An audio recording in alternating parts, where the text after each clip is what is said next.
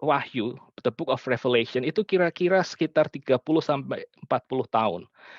Dan pada waktu nanti kita melihat bagaimana Paulus itu bicara dengan sangat positif di dalam surat Efesus tentang jemaat, tentang kepenuhan di dalam Kristus dan bagaimana mereka harus menghidupi hidup Kristen mereka. Dan kita bandingkan nanti dengan nada Rasul Yohanes pada waktu dia menulis tentang kota Efesus, bahwa kota Efesus sudah kehilangan cinta kasih yang mula-mula, kita bisa menemukan bahwa di dalam waktu 30-40 tahun, di dalam waktu satu generasi kita melihat ada satu spiritual decline dari orang-orang Kristen yang ada di Efesus. Di surat Efesus nanti kita bisa melihat bagaimana Paulus mendoakan supaya semua orang-orang Kristen itu mengerti betapa tingginya, dalamnya, lebarnya, panjangnya kasih Kristus. Tetapi kemudian di dalam kitab Wahyu kita menemukan justru Tuhan Yesus mengkritik orang-orang Kristen di Efesus setelah satu generasi bahwa mereka sudah lagi tidak memiliki yang namanya cinta kasih yang mula-mula. Ya, ini menjadi satu juga pelajaran bagi kita sebetulnya pada waktu kita mendidik anak-anak atau kita mempersiapkan generasi yang berikutnya, kita bukan hanya mempersiapkan untuk mereka boleh mengerti doktrin, bukan hanya mempersiapkan mereka untuk mengerti segala macam Christian worldview atau segala macam kebenaran iman Kristen hanya secara kognitif, tapi kita juga harus mempersiapkan mereka untuk mereka melihat bahwa kekristenan itu adalah tentang relasi mereka dengan Kristus, ya. Lalu kemudian dari relasi yang hidup dengan Kristus, maka semua kebenaran itu akan menemukan tempatnya dengan tepat. Saya pernah dengar ada satu orang theologian, ya, dia bilang gini, kita itu sebagai orang Kristen, kita lebih mudah untuk mengagumi the doctrine of Christ ketimbang kita itu fall prostrate and worship the Christ of the doctrine. That's a very beautiful quotation, saya percaya. Ya, kita itu sebagai orang Kristen, kita lebih mudah mengagumi doktrin Kristus daripada kita menyembah Kristus yang diceritakan oleh doktrin itu sendiri. Dan itu yang kemudian sebetulnya terjadi dengan kota Efesus. Setelah 30-40 tahun, mereka kemudian mengalami spiritual decline. Nah, untuk kita berikutnya saudara sekalian ya, untuk kita boleh mengerti maksud dan tujuan daripada surat kepada jemaat di Efesus, kita harus melihat bahwa Paulus ini adalah satu orang rasul yang dipanggil dengan sangat unik ya, dengan sangat unik. Uniknya di mana? Uniknya adalah Paulus itu kemudian dia hidup di dalam dua kebudayaan yang berbeda. Paulus itu kemudian dia mengerti dua macam worldview yang berbeda. Nah, worldview itu apa? Worldview itu adalah cara pandang ya. Itu seperti lens gitu, seperti lensa yang melaluinya kita boleh melihat segala sesuatu dan boleh melihat hidup itu sebetulnya apa. Ya, jadi worldview itu merupakan sudut pandang untuk kita boleh mengerti apa itu hidup. Bagaimana kita harus menjalani hidup, apa yang paling penting di dalam hidup, apa harapan utama di dalam hidup, bagaimana kita bisa menemukan solusi-solusi di dalam hidup, dan apa tujuan akhir daripada hidup kita, itu semua adalah hal-hal yang dibicarakan di dalam worldview. Dan tidak ada orang yang tidak punya worldview, gitu ya. Nah, saya akan mulai dari apa yang dimiliki oleh Paulus sebagai orang Yahudi. Ya. Nah, Paulus itu kemudian beberapa kali di dalam surat-suratnya dia mengatakan bahwa dia adalah betul-betul orang Yahudi yang sejati. Jadi dia berasal dari suku Benyamin, lalu dia disunat pada hari yang ke-8, dan dia kemudian mempelajari Torah di bawah Gamaliel. Dan sebagai orang Farisi dia juga sangat memiliki zeal untuk dia boleh berjuang untuk Judaism dan dia menyiksa orang-orang Kristen. Ya. Nah, sebetulnya Apa yang kemudian menjadi worldview atau belief daripada Rasul Paulus? Saudara sekalian, sebagai orang Yahudi, maka ada beberapa isu sentral yang kemudian dipercaya oleh Paulus. Ya, nah ini kita perlu tahu mengapa? Karena nanti pada waktu kita membaca surat Efesus, maka kita bisa menemukan bahwa Paulus itu bicara kepada orang-orang Gentiles itu masih di dalam worldview daripada orang Yahudi. Ya, jadi dia tidak lantas meninggalkan identitasnya sebagai orang Yahudi pada waktu bicara kepada orang-orang Gentiles. Ya, tetapi nanti kita akan coba lihat setelah ini apa itu worldview daripada Greco-Roman untuk kita boleh mengerti ternyata Tuhan itu pada waktu memberikan Injilnya, Tuhan itu betul-betul mempersiapkan waktu dan zaman dengan sangat tepat. Ya, tapi pertama-tama kita akan coba sekali lagi melihat Jewish worldview dan Jewish hope.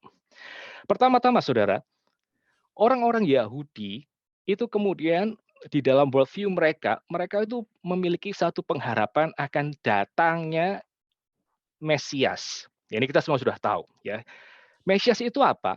Mesias itu siapa? Mesias yang dimaksud itu adalah keturunan Daud, ya. Keturunan Daud yang dijanjikan oleh Allah sendiri untuk satu kali kelak dia akan kemudian menjadi raja. Ya, menjadi raja.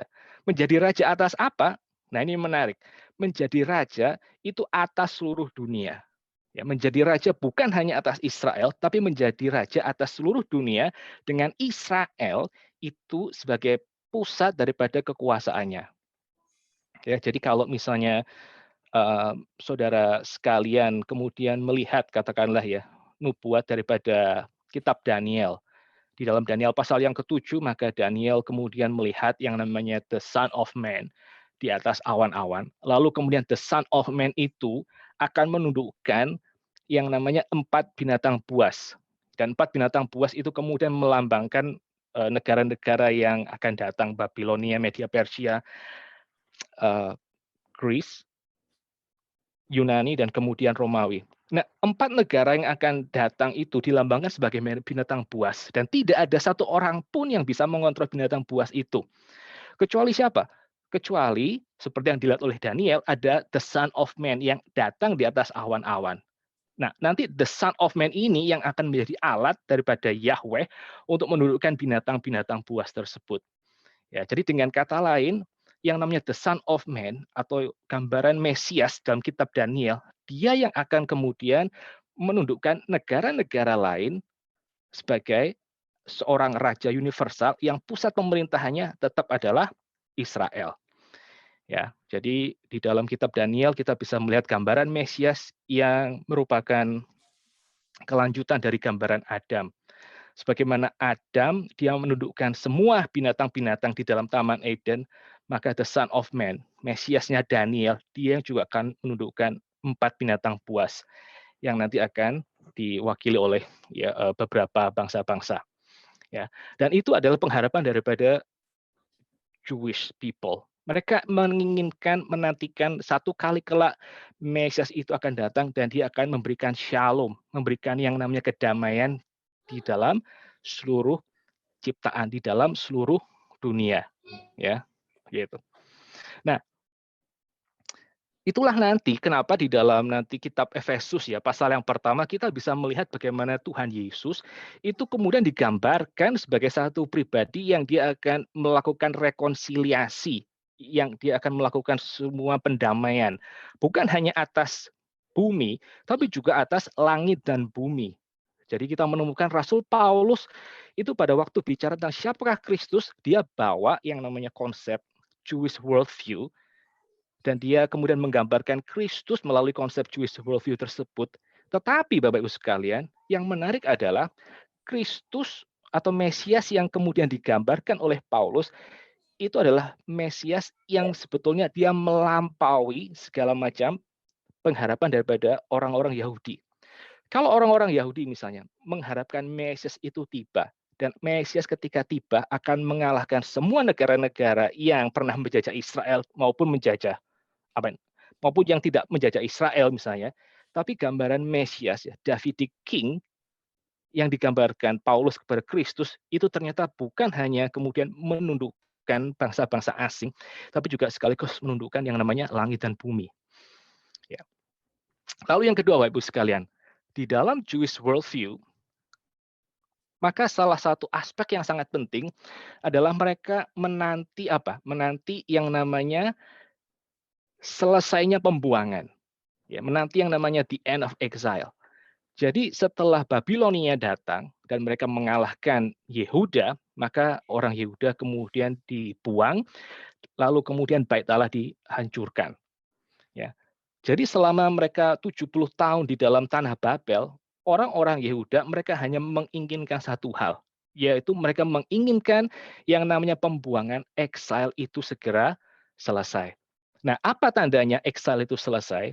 Salah satu contohnya tentu saja masih berkaitan akan ada yang namanya Davidic King yang datang. Akan ada yang namanya Bait Allah yang akan kembali dibangun dan Israel akan kembali kemudian berjaya kembali, ya menjadi bangsa yang sebagaimana di dalam zaman Daud dan Salomo sangat dihormati oleh orang-orang lain, ya. Dan ini nanti juga akan kemudian apa? Akan kemudian kita bisa lihat ya gambarnya di dalam kitab Efesus ketika misalnya orang-orang percaya, orang-orang Kristen di dalam kota Efesus, mereka kemudian diberikan anugerah oleh Tuhan untuk menjadi citizen daripada kerajaan Allah gitu. Mereka akan menjadi apa? Mereka akan kemudian diadopsi, diambil anak oleh Allah, gitu. Sehingga mereka menjadi the children of God. Ya, dan itu merupakan sebetulnya selesainya exile. Mereka tidak lagi berada dalam pembuangan, tetapi mereka kemudian akhirnya menjadi citizen, warga negara surga, dan mereka kemudian mendapatkan status sungguh-sungguh sebagai anak Allah, ya sebagai anak-anak Allah. Dan mereka mendapatkan Roh Kudus dan segala macam. Nah, itu semua merupakan satu angan-angan di dalam benak orang Yahudi akan apa yang akan terjadi pada waktu akhir zaman. Waktu Mesias datang, musuh-musuh dikalahkan, Roh Kudus diberikan, dan mereka akan mengalami yang namanya damai. Ya. Dan heranya di dalam surat Efesus ternyata apa? Semua itu tidak harus menunggu sampai akhir zaman gitu ya. Tidak harus menunggu sampai dunia kiamat, tetapi sudah terjadi pada waktu Kristus itu kemudian datang, mati dan bangkit. Ya. Dan ini yang kemudian akan digunakan oleh Rasul Paulus pada waktu menulis surat Efesus. Ya, lalu yang kemudian yang berikutnya ada Abrahamic Covenant.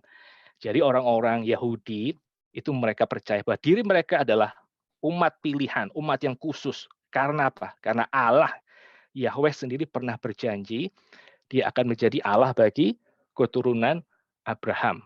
Ya, keturunan Abraham itu akan menjadi the children of God, gitu ya, akan menjadi bangsa pilihan, dan itu akan nanti digenapi oleh ya orang-orang Kristen di dalam Tuhan Yesus. Nah, yang lalu juga sangat menarik adalah ini ya, the central role of the temple. Ya, jadi orang-orang Yahudi pada waktu mereka hidup, mereka menantikan, bahkan sampai sekarang ya, orang-orang Yahudi yang abad 21 ini, mereka juga terus menantikan kapan yang namanya Bait Allah itu kemudian dibangun. Ya, kapan Bait Allah itu kemudian dibangun kembali. Dan ini sebetulnya sangat berkaitan dengan Davidic King, Bapak Ibu sekalian. Poin yang pertama. Jadi di dalam kebudayaan uh, Timur Tengah gitu ya, Timur Dekat kuno, maka salah satu kewajiban sebagai raja itu apa sih? Kewajiban sebagai raja itu adalah membangun yang namanya temple, ya, membangun yang namanya temple. Ya. Kalau misalnya Davidic King itu datang, maka otomatis temple itu akan kemudian dibangun. Dan tidak heran misalnya kalau kita melihat zaman Tuhan Yesus ya, maka raja yang membangun temple di dalam zaman Tuhan Yesus itu adalah Raja Herodes. Dia bukan orang Yahudi, tapi dia membangun temple untuk orang-orang Yahudi, mereka boleh beribadah di dalamnya. Kenapa? Karena dengan dia membangun temple yang luar biasa besarnya, yang pada waktu Tuhan Yesus membersihkan temple itu di dalam Yohanes pasal yang kedua, orang-orang yang Yahudi bilang, ini temple sudah puluhan tahun dibangun, masih belum selesai. Kamu berani untuk mengatakan akan bangun lagi dalam 3 hari setelah dihancurkan. Begitu. Ya, tapi di dalam benak orang Yahudi, temple itu sangat penting. Pada waktu raja datang, dia juga akan kemudian membangun yang namanya temple. Nah, nanti kalau kita membaca surat Efesus, maka Paulus mengatakan apa? Mengatakan, kamu semua merupakan batu bata daripada the temple of God. Dengan Yesus Kristus sebagai yang namanya cornerstone. Kamu adalah temple itu sendiri. Ya, dan itu mengatakan bahwa semua pengharapan orang-orang Yahudi tentang temple, tentang akhir zaman, tentang Mesias, itu semua terjadi pada waktu Kristus hadir. Dan siapakah yang menjadi tempelnya? Yang menjadi tempel ternyata apa? Ternyata bukan batu bata yang mati, tetapi komunitas orang Kristen itu merupakan temple of the Lord. Ya. Nanti kita pada waktu masuk ke dalam surat Efesus kita akan lebih jelas melihat. Oke, itu kira-kira 4 poin ya daripada Jewish worldview and hope.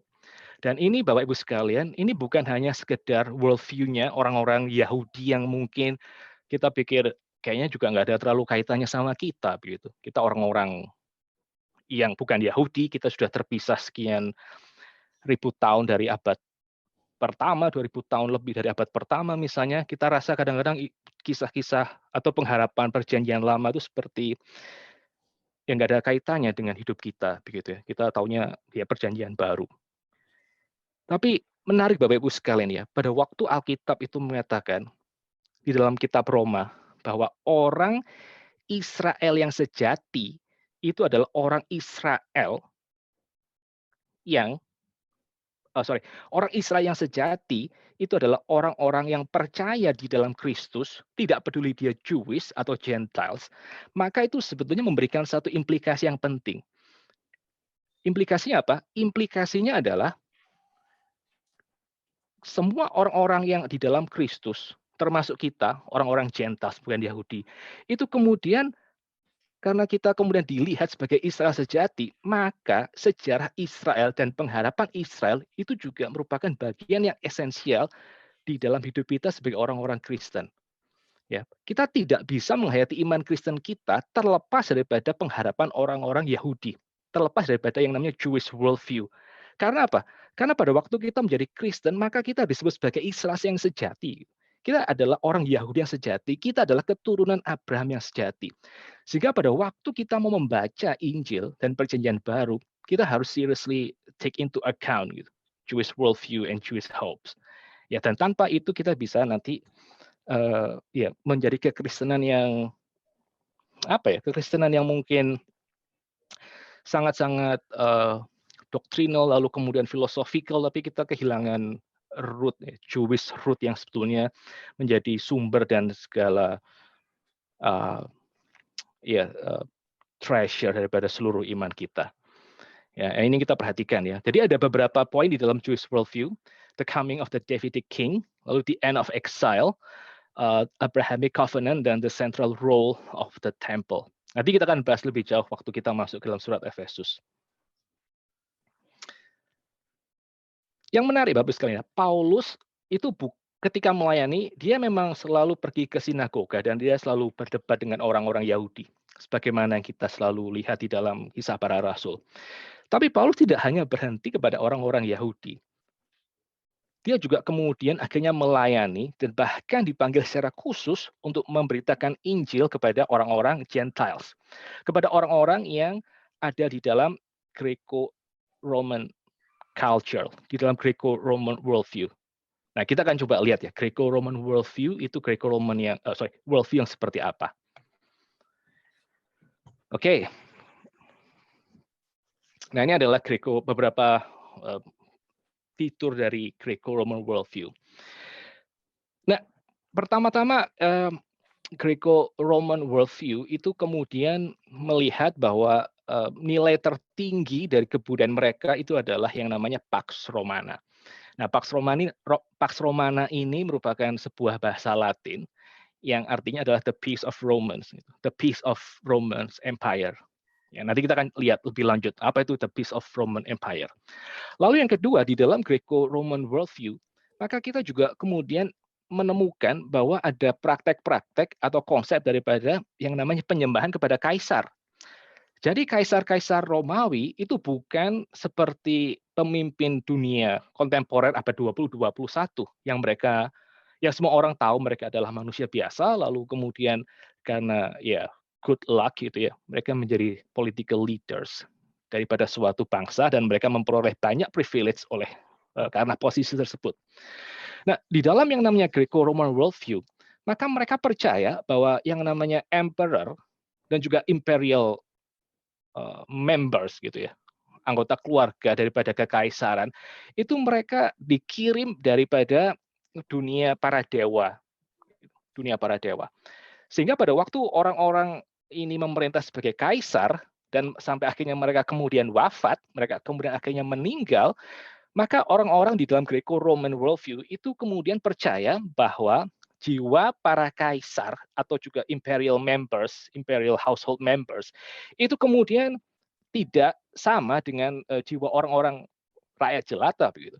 Tetapi jiwa kaisar itu kemudian atau jiwa ya, imperial household members itu kemudian akan dibawa oleh burung elang untuk kemudian pergi ke langit dan tinggal di atas langit sana. Sebagai apa?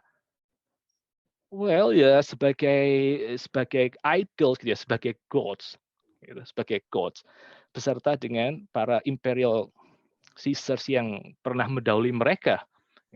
Jadi karena itu Bapak Ibu sekalian kita bisa melihat bahwa ada praktek-praktek penyembahan terhadap kaisar karena mereka melihat kaisar ini divine. Kaisar ini merupakan adalah the sons of God gitu. Yang pada waktu mereka mati mereka akhirnya kembali ke langit, kembali ke sorga. Ya.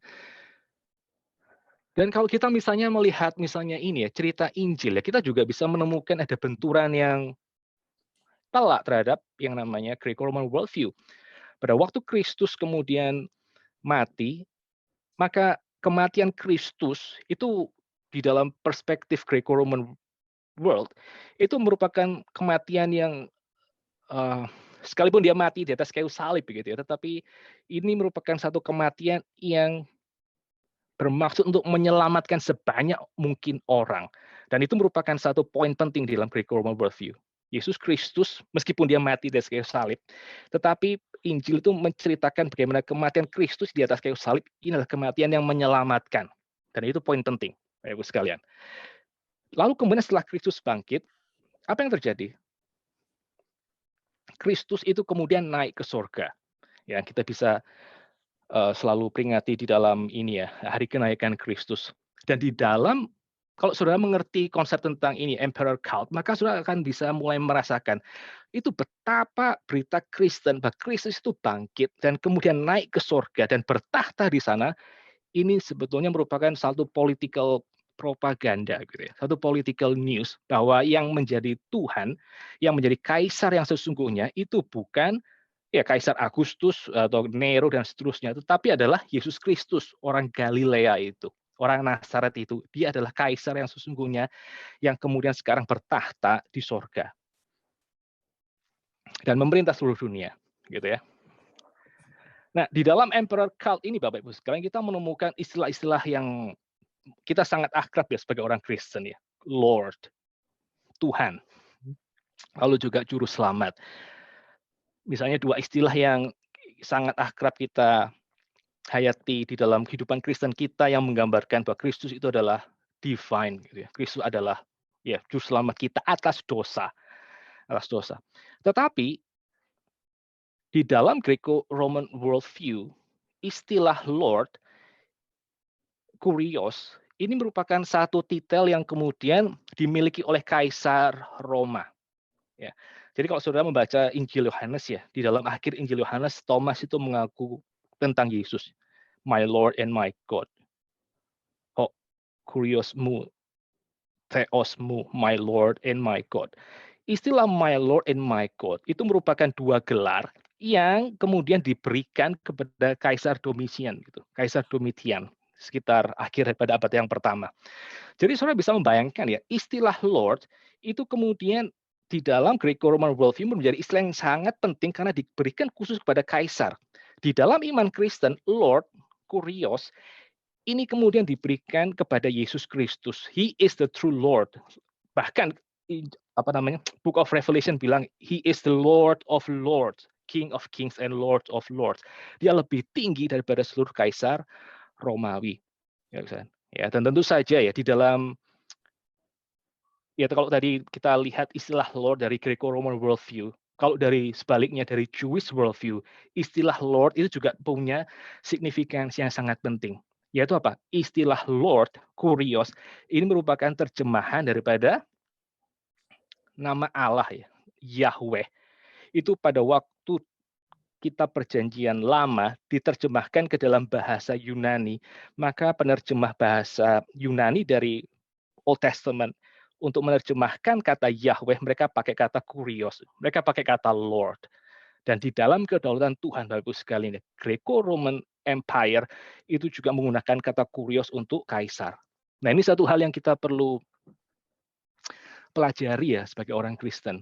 Ya. Jadi Paulus ya sekali lagi, pada waktu Paulus itu melayani, Paulus dia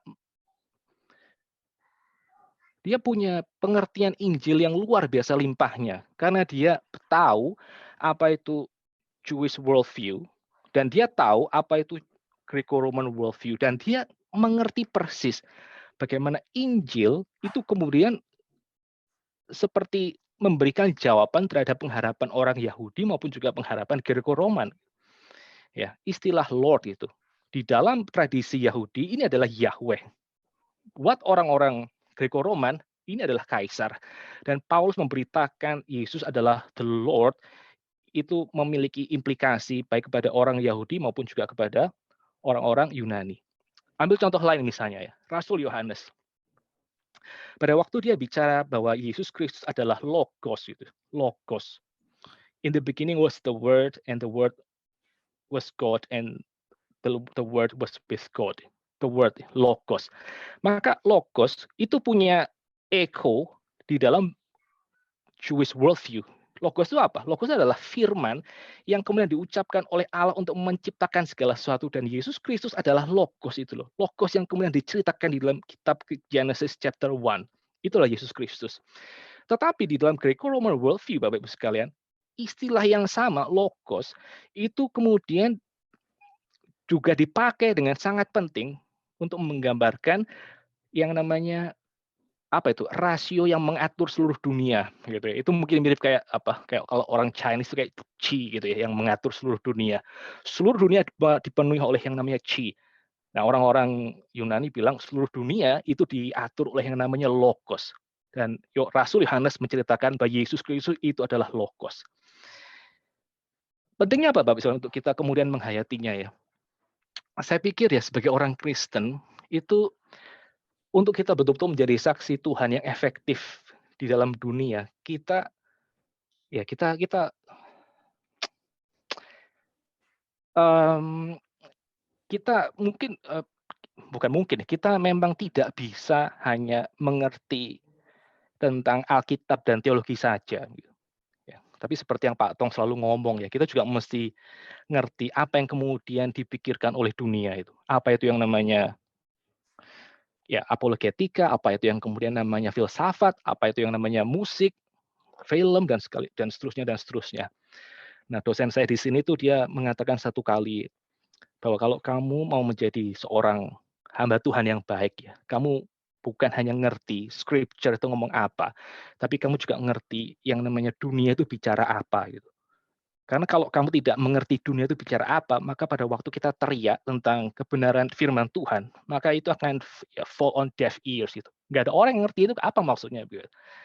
Ya apalagi dengan dunia yang semakin lama semakin menjadi post Christian gitu. Paling nggak di Australia gitu, di Australia. Dan saya pikir juga di New Zealand akan terjadi yang sama. Orang semakin asing dengan berita kitab suci. Ya kalau dulu Billy Graham KKR langsung khotbah mengukur dosa dan menawarkan Kristus orang percaya.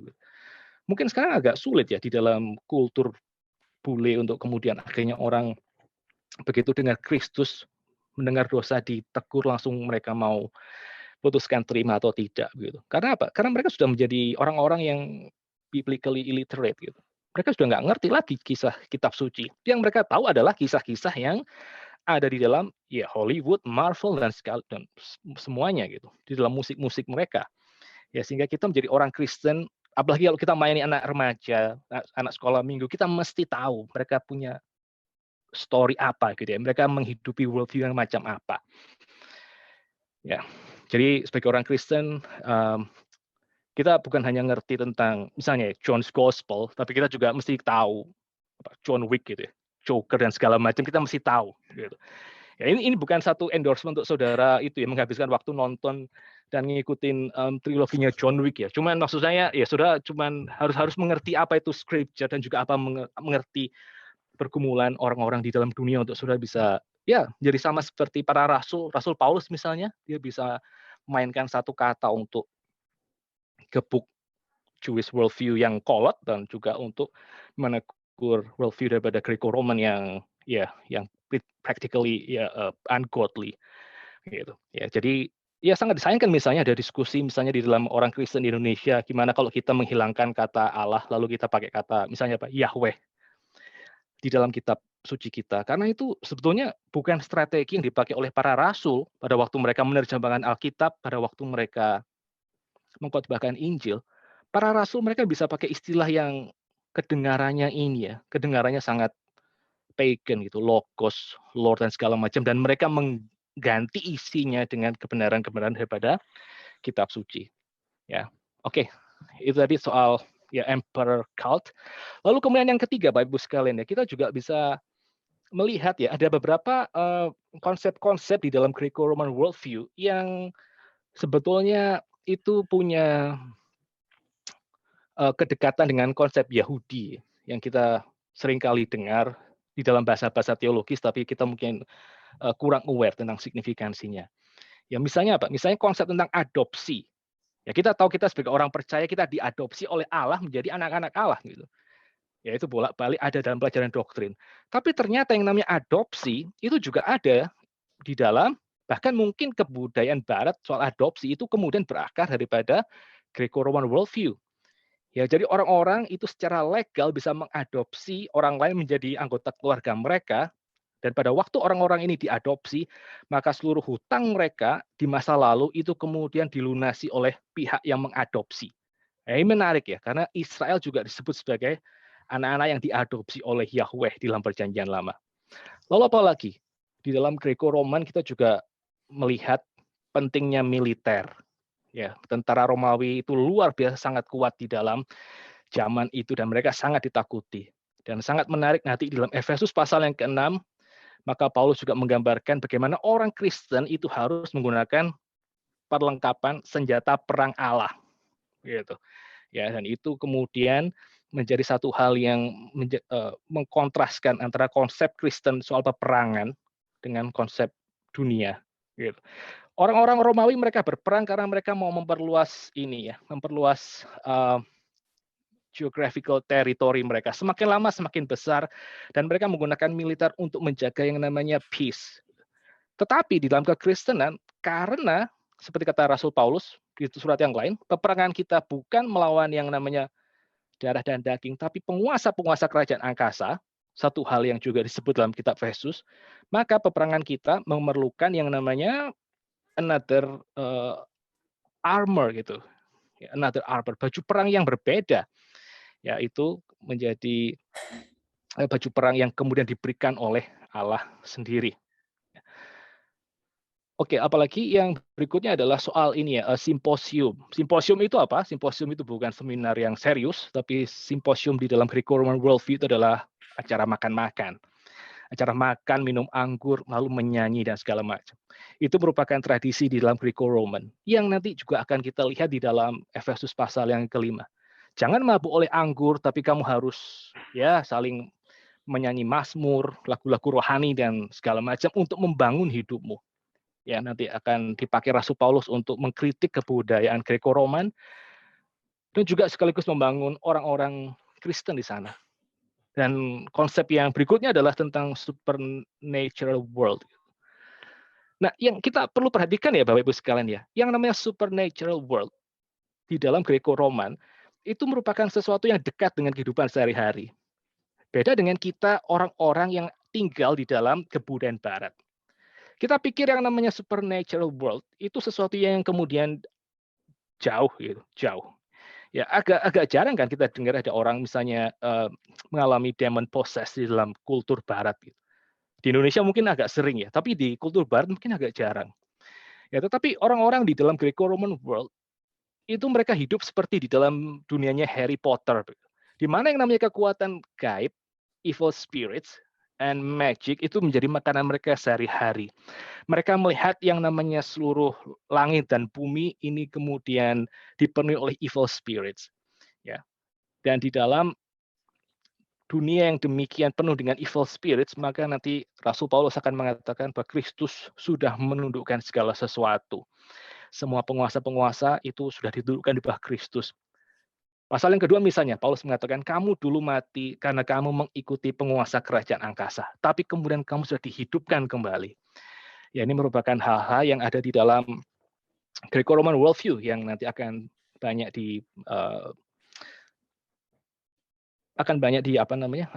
kemudian diruntuhkan konsepnya oleh Rasul Paulus. Jadi satu hal yang kita mau paling enggak ya, kalau saudara kita mungkin nggak bisa seluruhnya selesai sampai chapter pertama dari surat Efesus. Tapi satu hal yang saudara harus ingat ya, bahwa berita Kristen, berita Injil Tuhan itu harus punya kekuatan subversif, punya kekuatan polemikal terhadap dunia di mana kita tinggal. Kalau kita sebagai orang Kristen, kita tidak punya kekuatan subversif yang menggerogoti konsep dunia, kekuatan yang kita menjungkir balikan konsep dunia, maka ya berita Injil itu menjadi satu berita yang ya sekali lagi ya fall on deaf ears itu, yang tidak ada gaungnya kepada orang-orang di sekitar kita. Dan untuk itu kita mesti sedikit banyak belajar tentang culture, tahu orang nonton apa hari ini, mendengarkan musik apa, membaca buku apa dan seterusnya. Saya nggak tahu, saudara ada yang ikut sidang sinode tahun 2019 nggak ya? Ada nggak saudara ya? Oke, oke, saya kurang dengar sih. Saya assume nggak ada gitu ya. Tapi di dalam sidang sinode 2019 ya, waktu pendeta Billy dia menyampaikan firman Tuhan, ada satu ilustrasi yang saya pikir kalau kita dengar itu kita akan ingat seumur hidup ya. Dia bilang seperti ini. Waktu zaman Nazi di Jerman, waktu Hitler itu berkuasa, maka gereja-gereja itu terbagi dua. Ya, gereja Jerman ada yang kemudian mendukung Hitler, mendiamkan Hitler tepatnya mungkin, dan ada gereja-gereja yang kemudian memberontak terhadap Hitler dan tidak mau menuruti kebijakan daripada pemerintah Jerman pada waktu itu. Lalu gereja-gereja yang kemudian memberontak terhadap Hitler, pada waktu mereka mengadakan upacara baptisan, mereka kemudian sedikit mengubah formulasi baptisan kepada bayi-bayi mereka. Jadi mereka membaptis bayi-bayi itu dan kemudian mengatakan bahwa kamu siapa namanya ya, Wolfgang siapalah misalnya itu, atau Friedrich siapa, dibaptis di dalam nama Yesus Kristus, our Führer. Dibaptis dalam nama Yesus, our Führer, pemimpin besar kami. Führernya itu bukan Adolf Hitler, tapi Yesus Kristus orang Nazaret.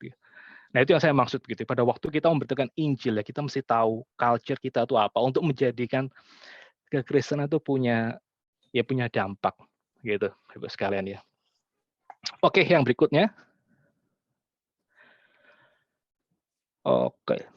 Oke, mungkin beberapa slide lagi. Oke, nah ini merupakan konsep ini ya, Pax Romana, the Peace of Romans. Ya, the Peace of Romans ini merupakan satu idealisme daripada Greco-Roman, bahwa kerajaan Roman Empire ini merupakan kerajaan yang menghadirkan damai di atas bumi. Ya, jadi yang namanya Kaisar Romawi itu merupakan the Prince of Peace, gitu, kalau pakai istilah Nabi Yesaya. Jadi Greco-Roman itu harus menghadirkan yang namanya peace on earth, ya, the peace of Romans. Nah, the peace of Romans ini juga kemudian dikenal sebagai the peace of August, Pax Augusta. Kenapa Bapak Ibu sekalian?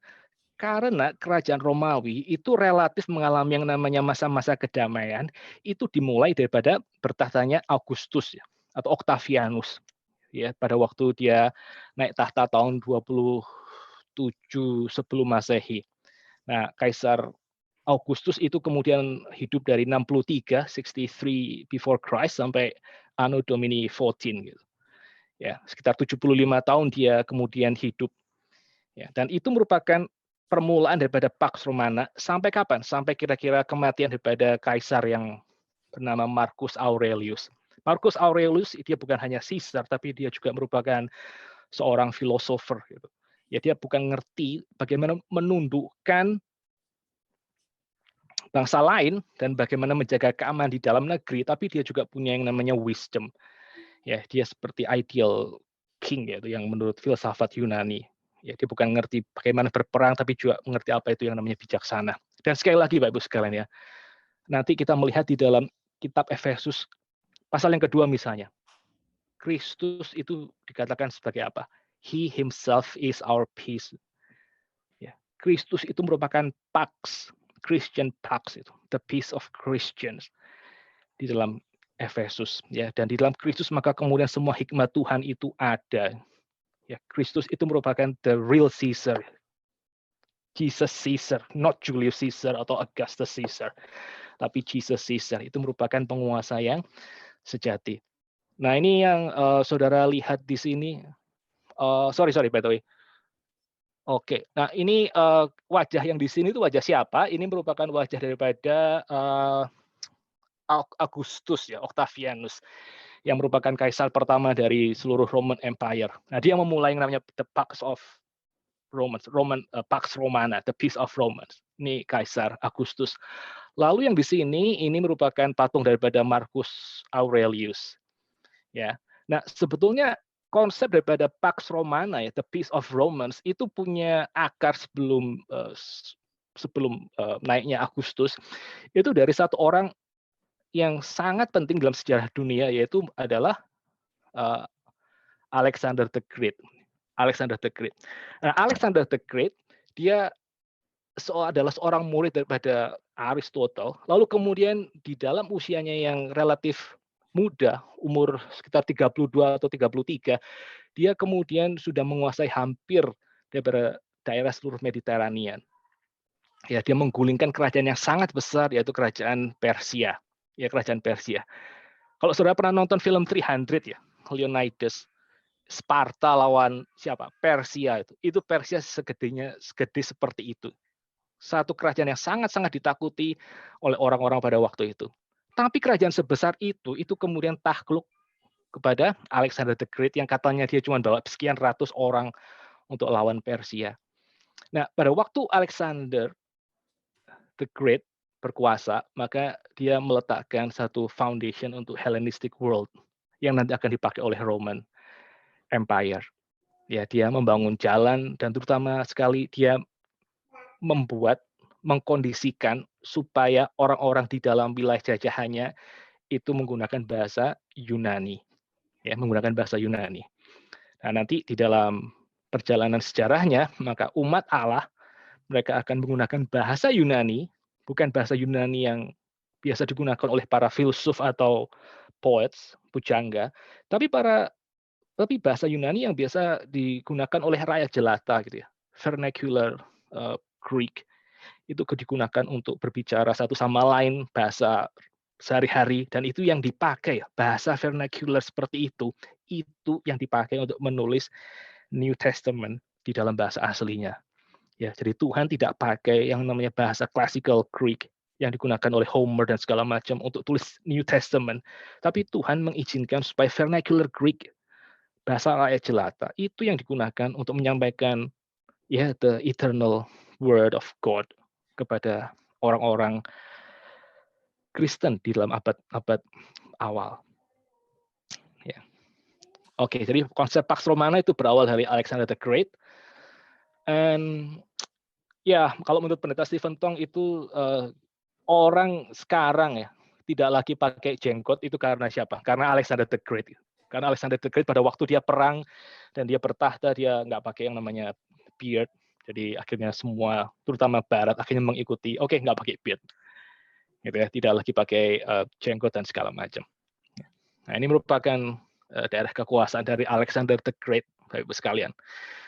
Oke, jadi Dari mana ya? Dari sebelah kiri saudara bisa lihat ada Greece, Yunani, lalu paling kanan itu sampai menjangkau ke India. Lalu di bawahnya saudara bisa melihat ada Arab Saudi dan juga ada Mesir. Ya, lalu di atasnya ada Macedonia. Saya nggak tahu kalau sekarang Macedonia apa gitu ya, negara sebelah atasnya Greece. Ya, tapi ini kira-kira yang menjadi wilayah kekuasaan daripada Alexander the Great. Ya. Dan nanti pada waktu Romawi berkuasa, kira-kira wilayah yang hampir sama, sedikit lebih kecil, itu yang kemudian disebut sebagai the Pax Romana gitu ya, the Roman Peace. Ya, jadi pada waktu Romawi berkuasa, seluruh daerah yang mereka kuasai itu rata-rata sudah mengerti bahasa Yunani, begitu. Ya, mereka sudah ada di dalam satu konsep yang sama karena mereka bersama-sama belajar mengerti Yunani. Dan itu menjadi satu modal yang sangat besar untuk mereka mendirikan yang namanya Pax Romana dan kesatuan di dalam yang namanya Kerajaan Romawi. Nah, nanti pada waktu Kristus hadir di dalam surat Efesus, maka dikatakan bahwa Kristuslah yang akan mempersatukan segala sesuatu, baik yang di langit maupun yang di bumi. Ya, jadi sekali lagi ya, yang namanya iman Kristen itu bukan merupakan iman yang bersifat sektarian. Itu lain sama yang namanya cult, yang bersifat private dan penuh dengan misteri dan tidak mengurusi kebudayaan ya, yang taunya hanya sekedar saya dengan Allah yang saya sembah dan bagaimana saya mengalami pengalaman mystical seperti itu. Itu bukan kekristenan, itu sekte-sekte yang ada di dalam Greco-Roman Empire. Tapi kekristenan pada waktu dia kemudian muncul dan lahir, dia mengalami begitu banyak penyiksaan. Salah satunya adalah karena kekristenan itu punya punya punya political flavor gitu Bapak Ibu sekalian. Dia ngomong bahwa Lord itu adalah Kristus ya. Tuhan itu bukan kaisar tapi Kristus. Lalu yang namanya juru selamat ya. Kaisar juga disebut sebagai juru selamat. Juru selamat itu bukan Kristus. Juru selamat itu bukan kaisar, tapi juru selamat itu adalah Kristus. Dan pada saat yang sama maka perjanjian lama juga ngomong juru selamat itu adalah Yahweh. Ya, jadi PL ngomong Yahweh adalah savior, Greco-Roman bilang Caesar is our savior, lalu Injil bicara apa? Jesus Christ is our savior. Itu bentur kepada Yahudi dan juga bentur kepada Greco-Roman. Dan sekali lagi ya, kita sebagai orang Kristen, sebagai gereja, kita juga mesti kemudian belajar apa yang Tuhan kerjakan di masa lalu. Ya, sekali lagi, yang namanya kekristenan itu bukan hanya sekedar religious sect, spiritual sect, tapi kekristenan itu kemudian di dalam hari-hari pertama mereka itu merupakan ya sering dianggap sebagai political sect juga begitu. Itu punya muatan politis yang kemudian bersifat subversif dan berusaha untuk berusaha untuk kemudian merelativisasi kuasa daripada kaisar dan untuk itulah kemudian mereka akhirnya dianiaya. Ya. Oke, mungkin beberapa slide terakhir. Selain Caesar cult, kita juga lihat ada, sorry gambar kurang jelas. Ini adalah Dewi Artemis ya, atau Dewi Diana yang disembah oleh orang-orang Efesus. Jadi pada waktu Paulus dia melayani di Efesus dan kemudian banyak orang bertobat dan percaya kepada Yesus Kristus, mereka tidak lagi beribadah kepada Dewi Artemis, maka sudah melihat di dalam Kisah Para Rasul chapter 19, maka banyak orang marah dan kemudian mereka berusaha untuk menangkap Rasul Paulus karena gara-gara Paulus maka penghasilan mereka untuk membuat patung menjadi turun. Gitu kira-kira. Ya, ada motif ekonomi juga gitu. Lalu orang-orang yang berkumpul di Efesus mereka semua berteriak, "Great is Artemis," gitu ya, the goddess of Ephesus. Yang merupakan Dewi Artemis. Artemis itu siapa? Dewi Artemis itu merupakan dewi kesuburan gitu ya. Dewi yang kemudian memberikan banyak berkat ya, banyak blessing. Itu Artemis. Artemis. Ya. Nanti kita akan lihat di Efesus pasal 1 misalnya. Semua blessing itu ada di dalam Kristus. Lalu kita melihat di dalam Greco-Roman dan juga di dalam khususnya Efesus juga ada penyembahan selain kepada kaisar, Artemis, tapi juga ada kepada ya ini namanya Dionysius. Dionysius. Dionysius itu merupakan the god of wine, ya the god of wine. Gitu. Dan dia banyak disembah oleh orang-orang di Greco-Roman karena melalui dia maka ya wine gitu ya, wine gitu. Karena ya sukacita dan segala macam. Jadi di dalam misalnya apa ya, Injil Yohanes pasal yang kedua ya, pada waktu Tuhan Yesus menggandakan anggur sampai luar biasa banyak, keterlaluan banyak, sampai kemudian sekian anggur itu digunakan untuk hari-hari terakhir pernikahan, itu luar biasa banyaknya, boros bahkan. Itu beberapa penafsir mengatakan ini seperti mau kemudian mengkontraskan ya, Yesus Kristus dengan Dionysius. Dionysius dewa anggur, sekarang Yesus Kristus beneran dia melipat gandakan anggur sampai semua orang akhirnya melihat bahwa ya dia adalah sumber anggur yang sejati, bukan Dionysius. Nah, nanti di dalam surat Efesus ya, Paulus juga ada ngomong soal anggur di dalam Efesus pasal yang kelima, yaitu jangan kamu mabuk oleh anggur, tapi hendaklah kamu penuh dengan yang namanya roh. Jangan mabuk oleh anggur, tapi penuhlah dengan roh. Sekali lagi ada satu counter culture dengan Greco-Roman Empire, Bapak sekalian.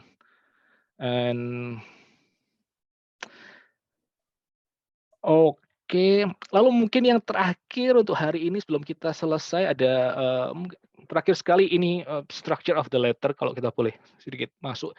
Jadi secara sederhana maka surat Efesus bisa dibagi jadi dua bagian, 3 pasal pertama dan 3 pasal terakhir. 3 pasal pertama itu bicara soal Kristus dengan gerejanya secara universal. Lalu kemudian 3 pasal yang terakhir itu bicara gereja lokal, harus hidup seperti apa di Efesus. Dan itu nanti akan kita lihat bagaimana Paulus itu pada waktu dia ngomongin gereja gitu ya.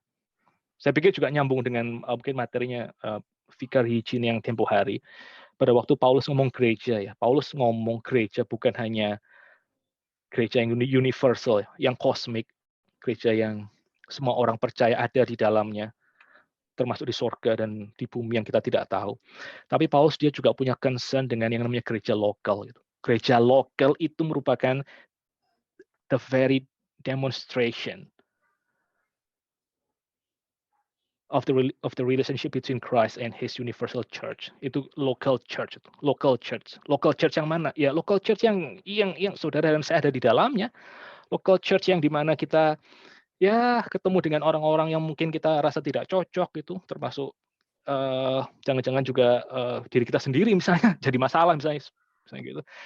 Local church di mana anak-anak kita bertumbuh, local church di mana kita belajar untuk mengampuni, belajar firman, belajar berdoa, belajar memuji Tuhan misalnya. Itu merupakan local church yang menjadi ekspresi daripada cosmic Christ and the universal church. Dan itu akan kita lihat sangat betapa pentingnya local church gitu ya. Oke, mungkin hari ini sampai di sini Bapak Ibu sekalian ya. Saya mungkin nggak bisa masuk ke chapter di dalam Efesus, tapi nanti kita pada waktu melihat chapter pertama sampai chapter ke-6, kita akan menemukan bagaimana introduksi di awal ini akan menjadi introduksi yang sangat penting untuk kita boleh lebih mengerti signifikansi daripada surat Efesus. Oke, kalau ada pertanyaan, please.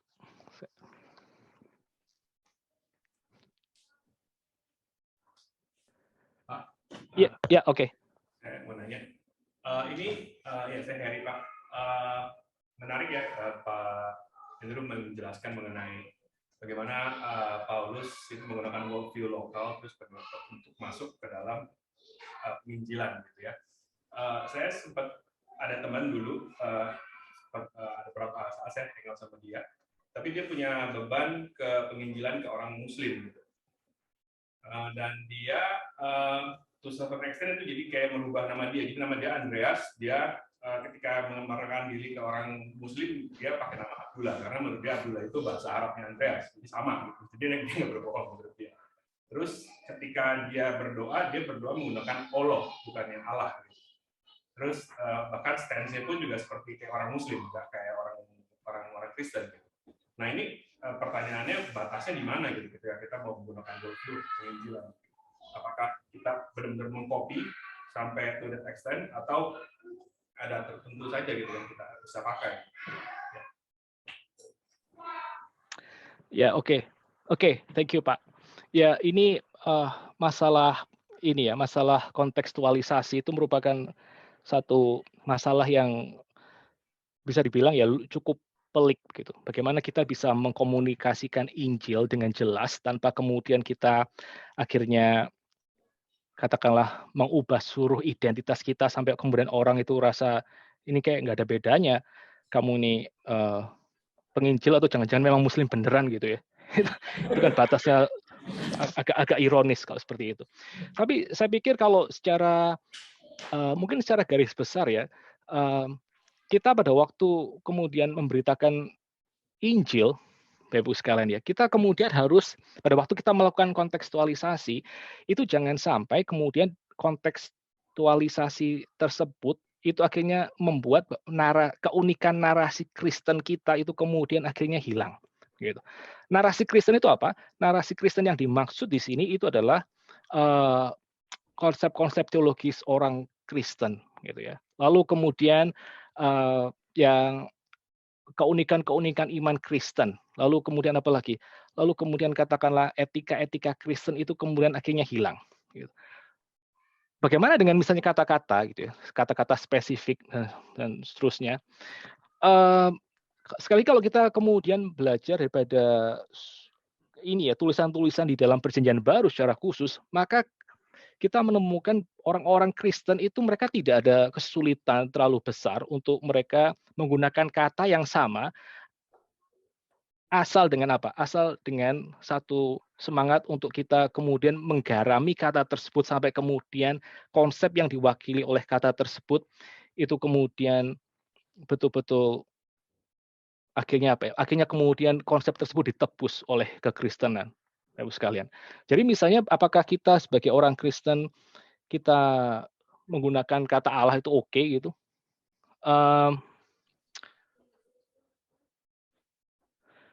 Saya percaya ada tempatnya kita bisa menggunakan kata Allah di dalam ini konteksnya apa? Orang bule ya?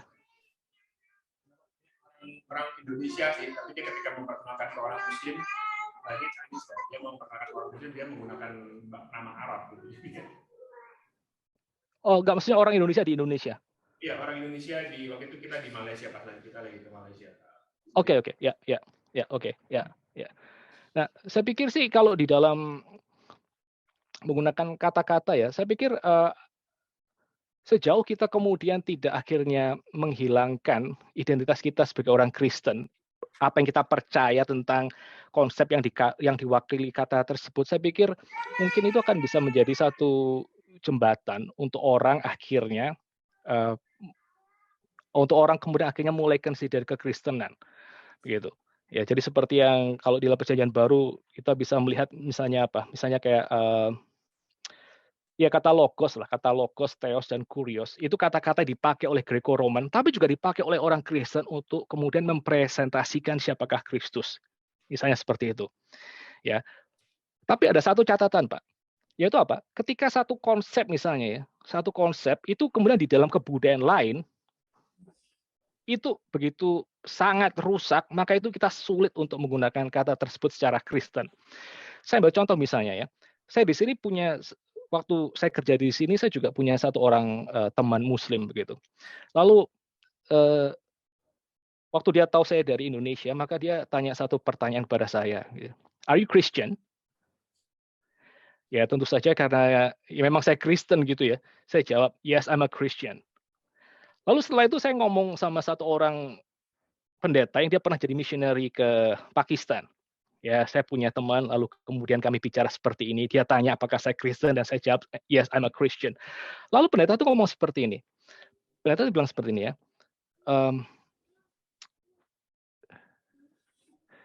Well, saying that you're a Christian to a Muslim is actually the worst answer you can give to him. Jadi kamu tuh ngomong, kamu adalah orang Kristen, mengaku, you confess yourself as Christian, that's a very bad answer to him. Kenapa?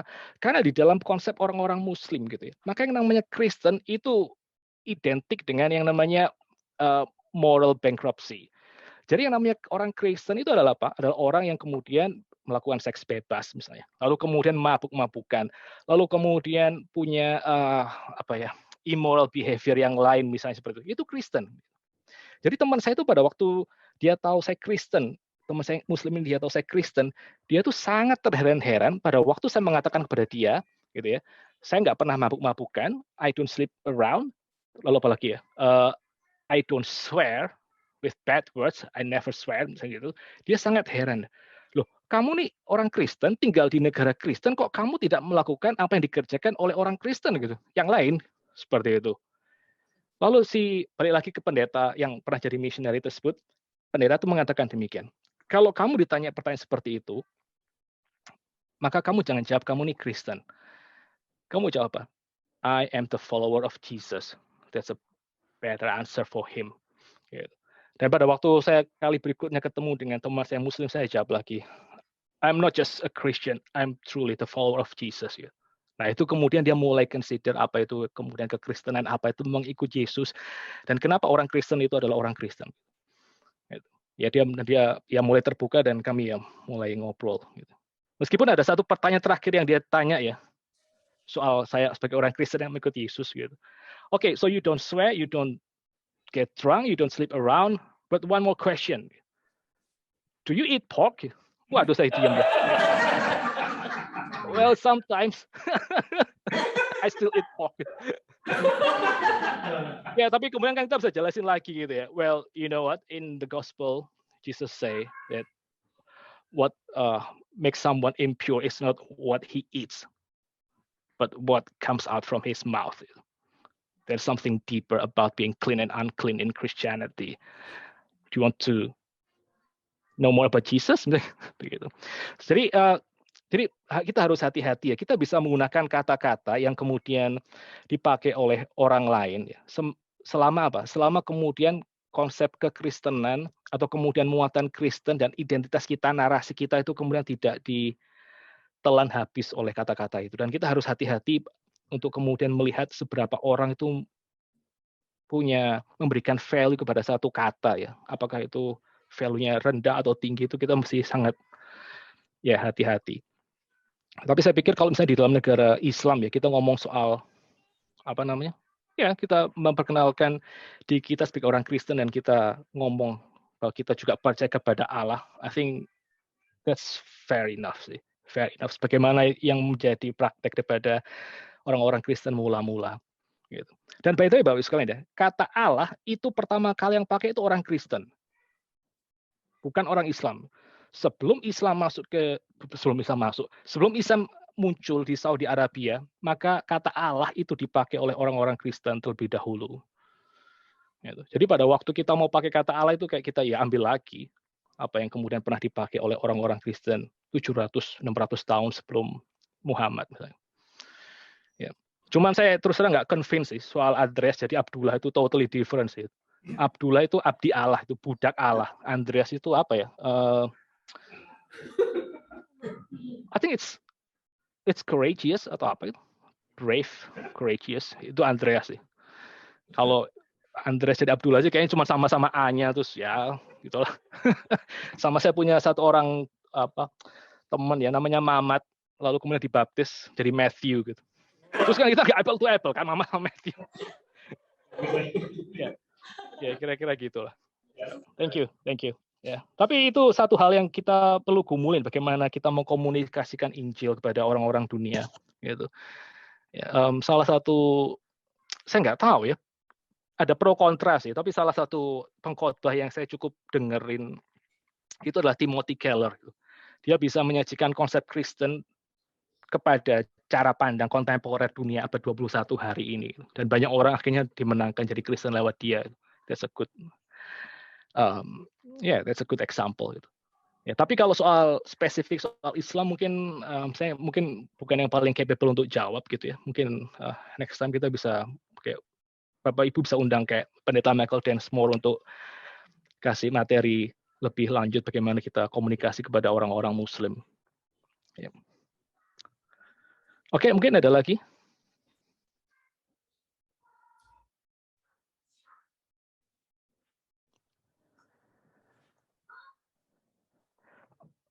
Oke, kalau nggak ada mungkin cukup sampai di sini. Lalu mungkin minggu-minggu depan, pasti minggu-minggu depan kita akan masuk kepada chapter-chapter dalam kitab Efesus. Saya nggak akan bahas satu persatu ayat, mungkin hanya garis besar supaya saudara tahu overall argumennya seperti apa, lalu message-nya seperti apa per chapter. Ya. Oke, thank you, Pak Ibu sekalian. Saya serahkan kepada Bu Herni.